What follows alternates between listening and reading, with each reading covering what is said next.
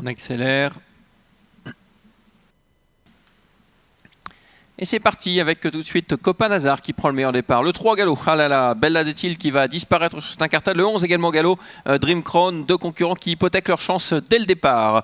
On part très vite en dehors avec le numéro 8, Blason du Vivro qui va s'installer aux commandes. En deuxième position, Copain Nazar qui l'a laissé passer. Troisième désormais, eh bien c'est Viken, le numéro 4 avec côté corde Crystal Day, hélas, qui vient. Oh la faute de 8, faute de Blason du Vivro qui animait la course.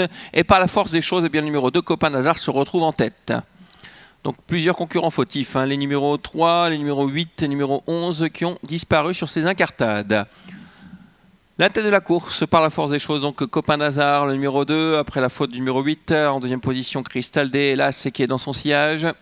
Viken n'est pas bien loin en troisième position. Les principaux favoris sont aux avant-postes pour l'instant. On retrouve ensuite bien placé dans la corde le numéro 9, Baltic Pan, avec à son extérieur Arnaud Mondossi. Cadajo est dans le sillage d'Arnaud Mondossi, c'est la casaque rose en dehors.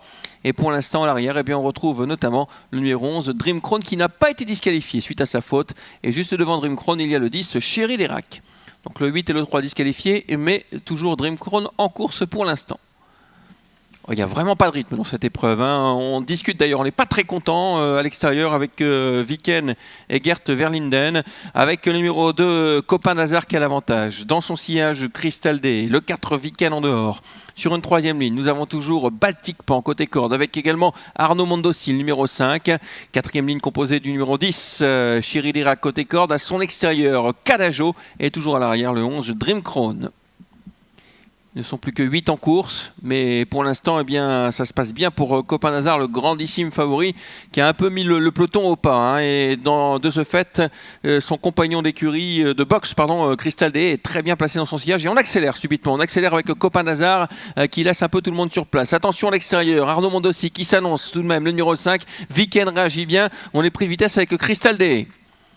Le tournant final dans quelques instants avec Copain Nazar qui a toujours l'avantage. Copain Nazar et Eric Depote qui regarde à son extérieur. Qui voit-il venir? Eh bien c'est Arnaud Mondossi, le numéro 5 sollicité. Le 11 Dream Crown qui a quitté l'arrière du peloton et qui vient également très facilement. Là, ce Crystal Day s'est bien ressaisi. On est battu, semble-t-il, avec Cadajo. Et Viken également qui rentre complètement dans le rang. La sortie du tournant avec Copain Nazar qui est au-dessus pour l'instant. Arnaud Mondossi est fortement sollicité. Attention à Dream Crown qui va déboîter et finir vite. On va lutter pour une place avec Crystal Day. L'ultime droite avec toujours Copain Nazar, numéro 2 qui a course gagnée, semble-t-il. Il se détache, Copain Nazar. Et on vient très vite pour la deuxième place avec Crystal Day. Hélas, le 2 qui va s'imposer. Le jumelé peut-être pour Karine Dezot. La victoire pour le numéro 2. Deuxième place pour l'As. Troisième place pour le 11. Dream Crown. 2 As et 11.